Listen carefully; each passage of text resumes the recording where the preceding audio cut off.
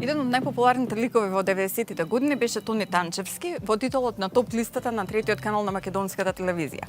Иако повеќе од 20 години не е на телевизија, генерациите од тоа време се сеќаваат на него и на момчето со црната кожна јакна која што привлекуваше внимание каде доди.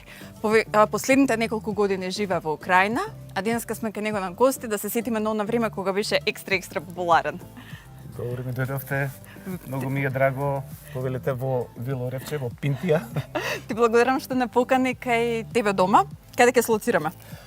Па, зависи од ваше расположение. Имаме прво за почеток може тука да почнеме покрај во една убава атмосфера, а понатоа може да се префрлиме од задната страна. Ајде.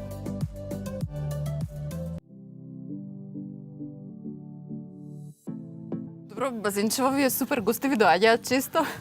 Па, рече си секој викенд, значи нема промаш, е нормално кога има убави услови, луѓе во сите сакаат, поготово најблиските другари, нели, тоа за дружба, за скари прање и освежување се. Мирно е местото? Мирно е. Пинтија е многу релативно мирно место.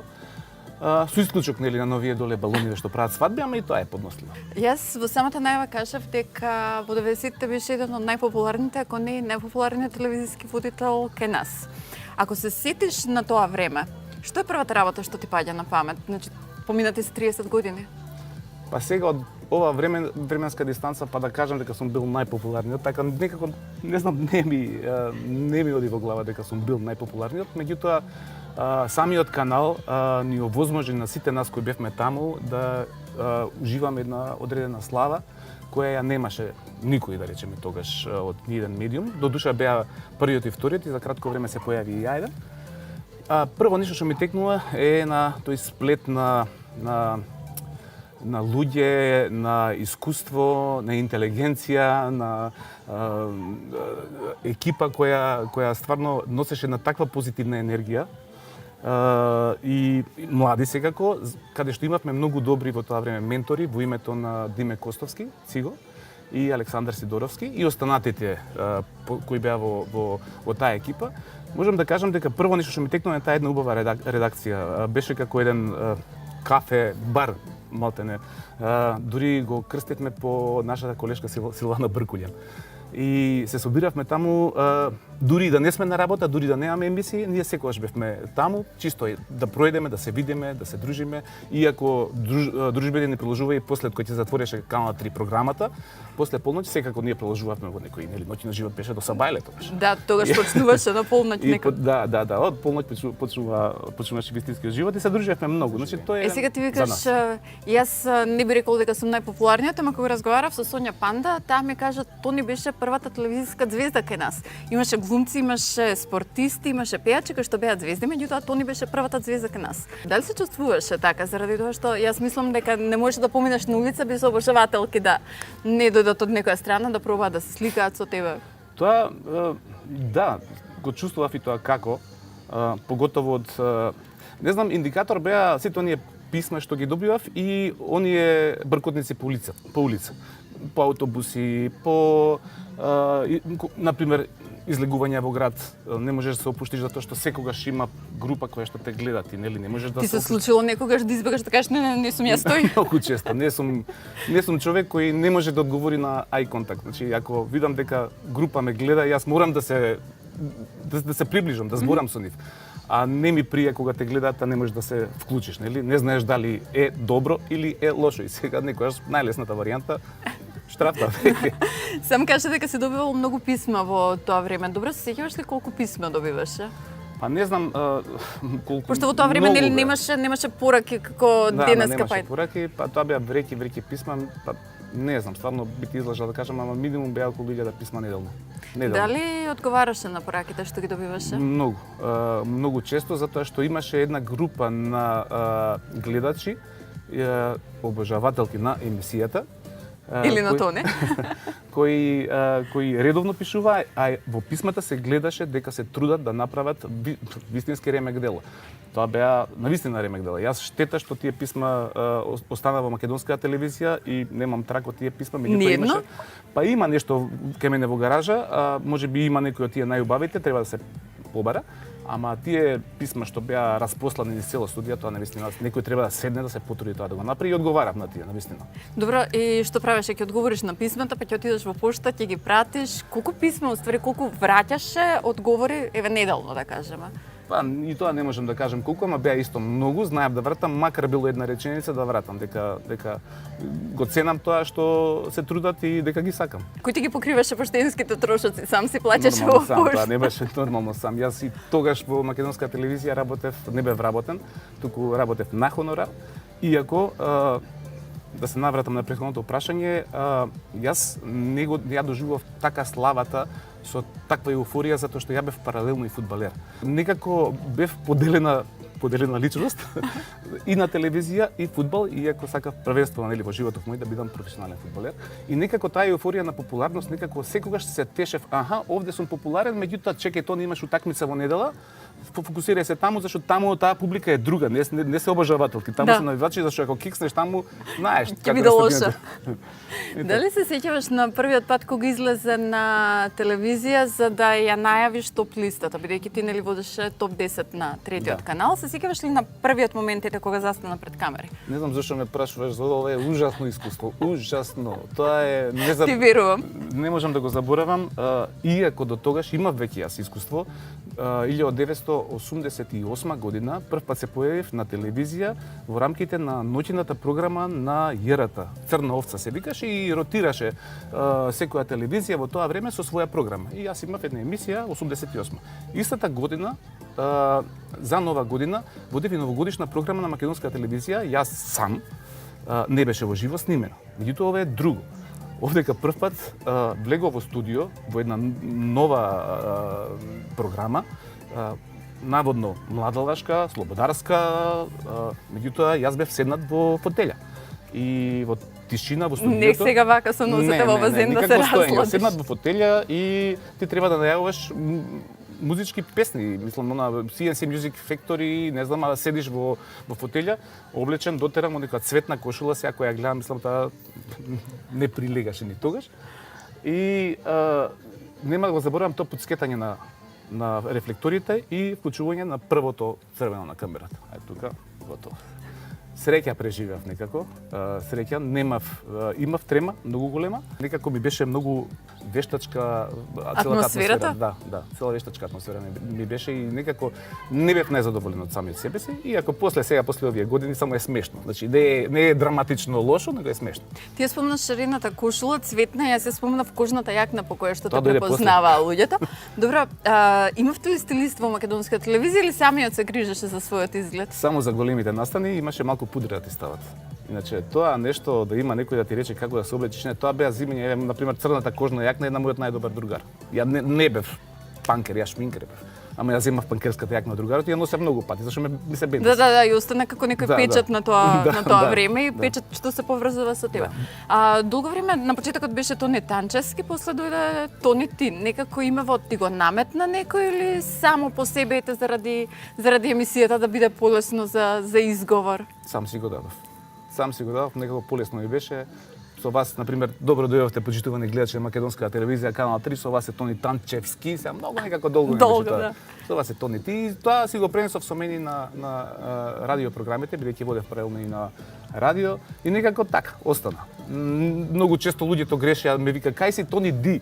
Ја пати не Тони Ди, Тони ти, знаеш. Од Танчевски. И во најавната шпица, например, што ја правевме со Дарко Мјалковски, и тука влезе Тони ти на канал 3, некако се вклопи се некако со рима, да. И не знам, остана така како. Работеше по сценарио или исклучиво твоето музичко знаење од песните што одеа на топ листата, влегуваше во програма и го кажуваше сите она што го презентираше пред публиката? Никогаш не се спремав, никогаш во ниеден момент, затоа што јас не знам да се спремам, да научам најава на памет. И јас не е дека не можам, сум ја учел најавата на памет, меѓутоа ја ќе тргнам да ја кажам и пак се терам по моје. Затоа се случуваат киксови, како што го имав киксот со Мис на канал 3, кој го водев со Ирена Спировска, наша Ирена Смешко. Меѓутоа Ирена е водител која нели, она кај незе не можеш мана да најдеш во низиното водење. Нема импровизација, тоа е све под конец. И сега ме ставаат у тандем со Ирена Спировска, мис на Канал 3, отворено на некој басен беше таму кај Подкале, заборев како се вика. Плаја Виста, Плаја мислам Виста, дека беше во тоа време, Виста. да. И ја ги учев најавите, не е дека се спремни, се почна тоа програмата, преносот почна. Ја таква брука не сум. Ја една нела не искачев од дома. Ќе ти кажам, не излегував од дома затоа што многу ложбев. Не можев ништо да кажам тоа што го имав научено и на крајот реков се по мое. И значи не можам, никогаш не сум се спремал, не сум се подготвувал за настап. Се тоа што беше импровизација, нормално и некои досетки кои беа, меѓутоа си ги имаш претходно во глава, меѓутоа не на памет научени сега да рецитираш. Така да тоа би беше, не знам дали беше врлина, недостаток, меѓутоа така. Тоа бев ја. Како се носеше со популарноста, бидејќи околу тебе, пак ќе кажам, се криваше многу голема фама. Дали ти се случило љубоморен дечко да ти се заканува, например, дека ќе те натепа, заради тоа што јас мислам дека сите жени беа заљубени во тебе во тоа време? Малку ти е непријатно. Да, имав многу, па не можам да кажам страшно непријатни ситуации, него имав многу непријатни ситуации. Во тоа време како тинејџер, па беше и не тинејџер, не можев баш многу да се носам со такви ситуации. Во тоа време немаше социјални медиуми, немаше она лесно етикетирање некого, како сега што е, или фейк ньюс. Тогаш беше на друг начин. Низ градот имаше многу графити за мене, Тони Т од Канал 3 е така натаму, и друга работа, имаше писма кои ги праќаа во моје име до јавни личности од градов. Да речеме, еве еден пример, на Фуфо имаше испратно, меѓутоа Фуфо се знаевме лично, па ми се јави, вика, Тони, вика, писмо добив од тебе. Какво бе писмо дојде од мене?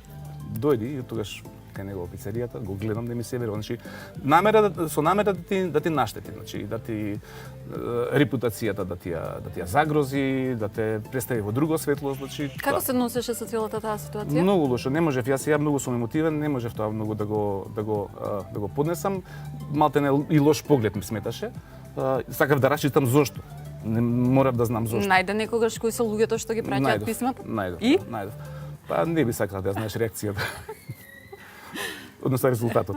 Едно време нели Камерска и радио беше едно од најпопуларните кај нас, а Дарко и Викса има своја емисија. Мислам дека често те вика да им бидеш гостин во емисијата. Дали одеш да работиш тамо, да работиш со нив? Јас бев пред нив водител во КМР, во Скај радио. Добро. Да. Кога се отвори радиото, Драган Б.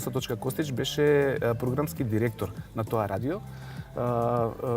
И мислам дека меѓу првите и мене ми се јави за да водам емисија. Потоа дојдоа Дарко и Викса. Во таа екипа, тоа беше плејада на Игор Џамбазов, мислам дека беше таму. Панчо Петрушевски, Владо Јаневски, Џаро, сега ќе заборавам некој. Ранко Бубамара, мислам дека беше. Да. Плејада на јавни личности. Одлично радио, одлично. И Дарко и Викса ми беа многу блиски другари и многу често знаевме јас да изводам емисијата моја да ја завршам, а веднаш поменили за викендот они да имаат своја емисија и да ме викнат мене. Тоа беше многу опуштена емисија, со многу хумор. Они се страшно духовити. И они, како да кажам, ми беа како вентил за цело нешто од претходната недела, кај нив во емисија беше, да. Дали на твојата ќерка, на твоите деца им раскажуваш за времето кога беше телевизиски водител и ете сето ова што се случувало, или тој дел од својот живот го чуваш некако на страна? Не им раскажувам и нешто кога ќе им кажам, они се смеат. Не, тоа им е за нив како, не знам, нешто непоимливо им е во тоа време селебрити. Немало тогаш селебрити. Виделе твои фотографии, стари видеа од времето кога си ја водел емисијата? Да, имаат видено, имаше интервјуа со мене во весници и имам касети некои што ги имам зачувано, иако 90% ги имам избришано со светско првенство во фудбал. Се знаеш што е приоритет? Вака кога ќе им кажам дека еве нешто да им кажам некоја случка, не знам, децава не реагираат денеска како во тоа време. Не, сега имаат околу нив обкружени се со јавни личности, со јавни лица, со настани, со случки, некако, не знам, не го доживуваат во тоа време така како ние што сме го доживувале. Мислам дека е време да се тргнеме малку од базенов, да разговараме за фудбал. Хајде. Во претходниот мовет ти ми спомна дека си бил професионален фудбалер. Добро, кога почна фудбалската кариера? Па јас релативно млад почнав фудбал да играм на мои 13 години. Јас сум Вардарово дете. И бев дел од онаа генерација на Вардар кој го освои купот на Југославија далечната 1984, ако не се лажам. Меѓутоа тогаш бев најмлад и на тоа финале јас не бев, меѓутоа сепак на другите надпревари бев со нив. Значи тоа е генерацијата на Коки Аврамовски, Калц Марковски, Мути Барич, Дарко Панчев, иако веќе он веќе играше за првиот тим. И мене беше прва влезна генерација во Вардар, во младинскиот тим. Пред да одам во војска, поточно кога се вратив од војска, Вардар како што правеше нормално, тие ги праќаше своите младинци на калење, па јас ја продолжив кариерата во Работнички, па од Работнички продолжив во Пилистер, во втора југословенска лига, каде што останав една сезона, меѓутоа за жал таму се разболев од жолтица. И 91-та година по војната во Југославија се растури Сојузната лига, се растури фудбалот во Југославија, се формираше нова македонска лига и морав да продолжам некаде, поточно во остатокот во Југославија, Македонија Ѓорче Петров, каде што одиграв и таму една сезона, за на крај да ја завршам кариерата во ФЦУ до 96-та година. Иако требаше да продолжам во странство, неуспешно се реализираше. Зошто? Па Каде? Во Данди, во Шкотска. Почна разговори со нивни менаџер, кој поточно беше наш човек, македонец, и не се оствари поради локални прилики во клубот во кој бев и не се реализираше. Иначе, ако се реализираше, јас ќе продолжев да играм во Шкотска и немаше да бидам повеќе водител, немаше ништо да правам, ќе играв фудбал. Меѓутоа се разочарав многу и напуштив скроз. Кој ти е омилениот фудбалски клуб? Збориме overall. Overall. Од сите светски Нема клубови. тука дилема, јас сум изгорен скаусер, Ливерпул навијач. Го сакам Ливерпул, го обожавам Ливерпул и Ливерпул е, не знам, религија за мене. Си бил некогаш на нивна утакмица? Да, еве. Само ќе кажам оние што го прават фудбалот, кога ќе им кажам дека сум бил на финалето во Истанбул против Милан, каде што на пенали победи Ливерпул, тоа е за мене врв на гледање на тревари на Ливерпул. Мислам дека може да го завршиме разговорот, ја како фан на Милан. Да, тоа беше невидено доживување. На колку често одиш на надпревари? Сега не, сега сум искрено да ви кажам разочаран од нашиот фудбал, од непосетеноста и разочаран сум од условите во кои работат нашите фудбалери. Мислам дека во тоа време квалитетот беше многу подобар за разлика од сега, што не значи дека фудбалерите наши кога ќе отидат во странство, како и сите ние кои ќе идеме во странство, секогаш ние созреваме и стануваме многу подобри. Тука кај нас само поради лошите услови немаме квалитетни фудбалери на ниво кој може веднаш да се продадат во добри клубови. Дали беше на надпреварот Македонија и Украина лани на Европското првенство во фудбал? Ова те прашувам заради тоа што не знам колку публиката знае дека ти последниве години живееш во Украина и ако беше за кого навиваш? Па да, јас тој надпревар го гледав директно во Букурешт и тука нема дилема, нормално за Македонија, иако во стариот дел од Букурешт се сретнавме со навивачите, заедно многу убаво се дружевме, пеевме заеднички песни и секако, нели, нема тука дилема, јас нормално за Македонија, апсолутно. Нема и кога се вратив таму во Украина, секако нели, нема емоции за таа работа, се знае тука дека сум јас за нашата репрезентација. Ништо, нашиот последен дел од муабетот е врзан со Украина, со твојот живот после телевизијата, но се на каде одиме следно? Па одиме во моето задно дворче, односно друга временска сезона е таму, малце е поладно. Ти кариерата ја заврши како спортски новинар во македонската телевизија. Сето тоа беше врзано некако со фудбалот, тоа те повлече на таа страна? Па логично да, затоа што дојдов во една фаза кога повеќе музичка емисија не ми прилегаше на годините и решив дека сепак тоа е тинеџерска емисија и јас ќе ја созреам емисијата, ќе веќе сум стар за таа емисија и затоа што бев и фудбалер, паралелно додека и бев водител во Канал 3, најлогично беше да се преселам во спортската редакција, каде што со колегите Калински, со Стериов, со Маријан Ников и со многу други, Атанас Костовски, целата плејада на спортски новинари. Зошто се повлече на крајот од телевизија? Па, морам да ви кажам дека се уште бев хонорарец таму и иако во тоа време за да преживееш мораше да работиш повеќе работи, Јас имав и приватна компанија со еден мој колега од Канал 3, тоа е Александар Сидоровски. Паралелно на тоа бев во спортската редакција, паралелно на тоа водев музичка емисија, паралелно на тоа бев и генерален главен уредник во Огласник М, весникот. Меѓутоа сето тоа не беше доволно, толку да бидеш посветен, а сепак да немаш време за себе и тогаш во тој момент се појавија меѓународните организации и така го искористив моментот на знаење на јазици и познавање на состојбите, ситуацијата, односно тоа што го бара, сепак се најдов таму. Ти ми кажа пред ова интервју дека заедно со Александар Сидоровски сте имале собствена продукција и дека први сте ги донале шпанските серии во Македонија. Значи вие сте криви за целата онаа експанзија што беше кај нас. Да, тоа беше прва фирма за производство на филмска програма која беше дистрибуирана на сите приватни телевизии во Македонија. Почнавме со филмови, меѓутоа почнавме и да увезуваме и серии. Токму таа серија беше многу популарна и добро работеше и таму помина исто плејада на многу добри познати луѓе, на пример Јанко Илковски работеше исто кај нас, заедно работевме поточно во таа фирма. Еден убав дел, убав спомен со Сидоровски и убави неколку години. И следното тема ни Украина.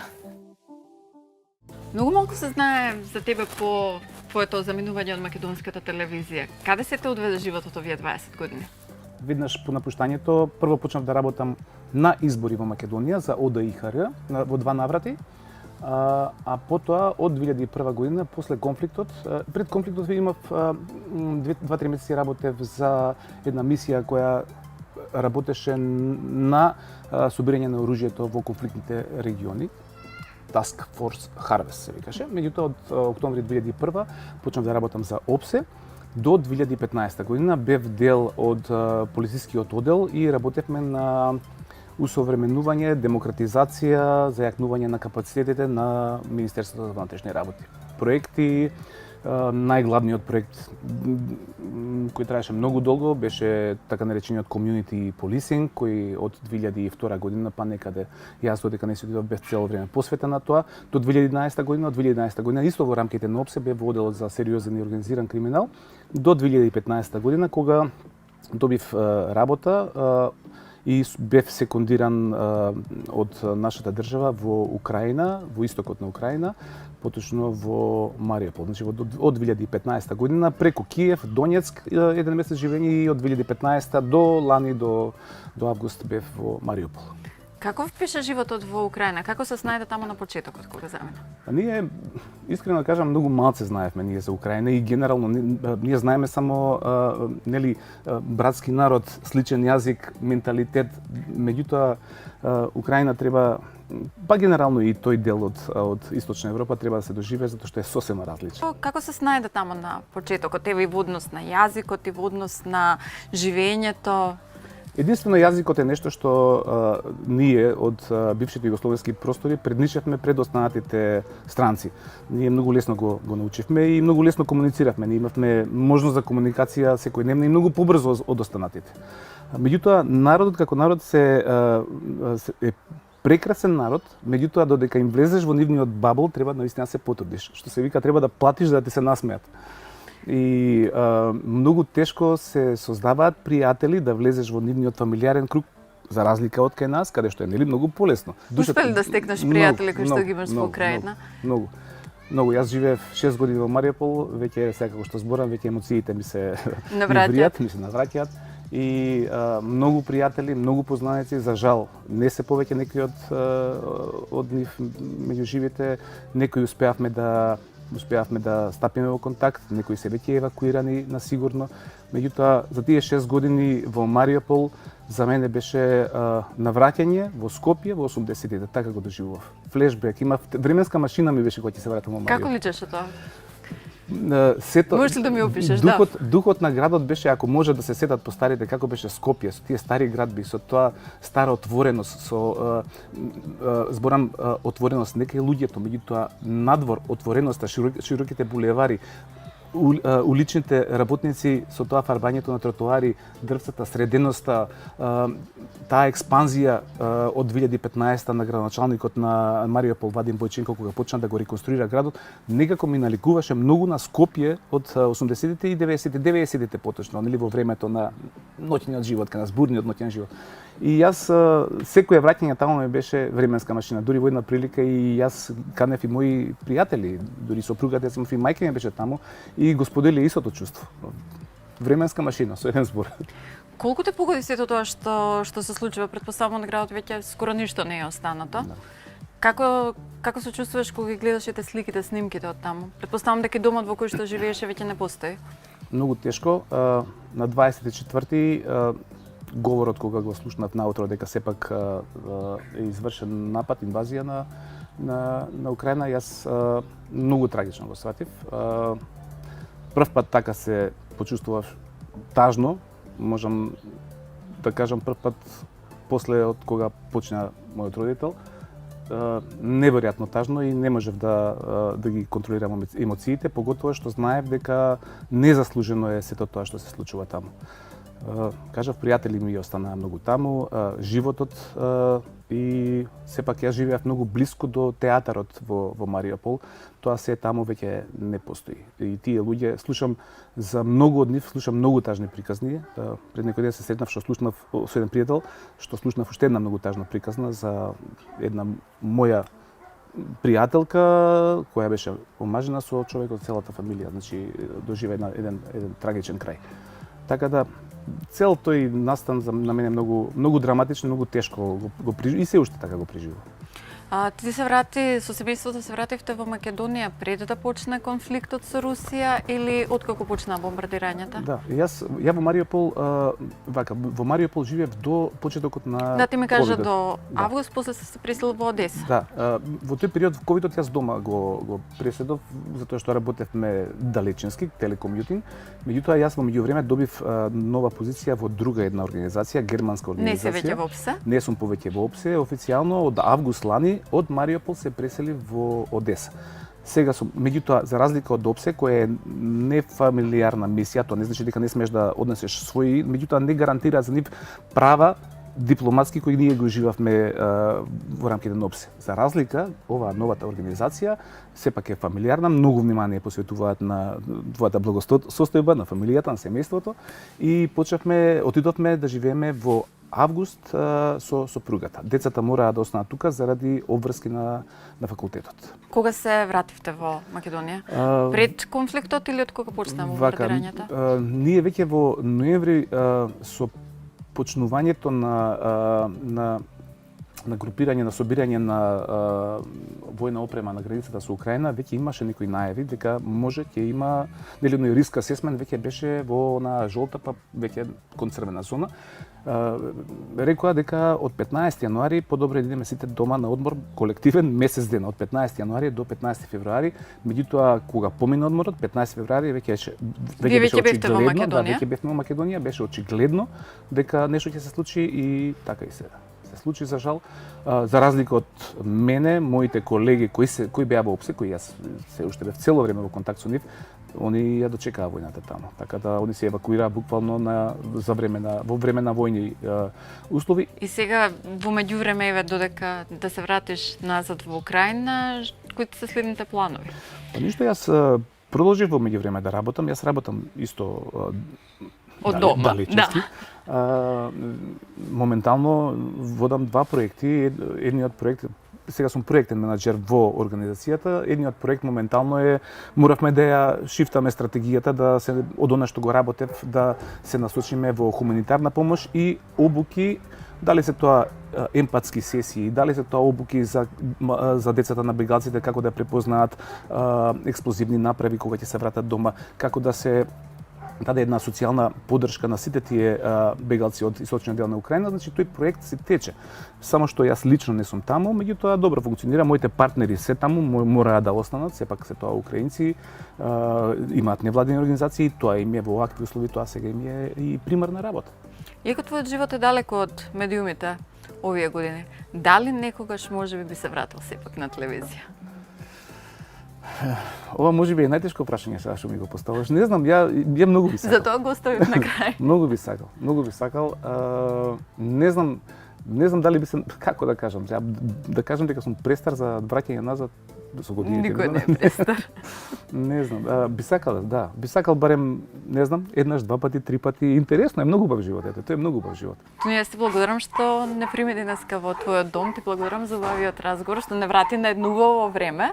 Јас многу ви благодарам што се сетивте на мене пред се и би сакал да ги поздравам сите гледачи од тоа време што се сеќаваат, а исто така заборев да ги посетам и сите оние колеги со кои сум работел во сето ова време, кои многу ми значи и затоа што поради нив ние еден со друг се надоградувавме и растевме и созревавме и јас навистина, како да кажам, ги сакам заради тоа.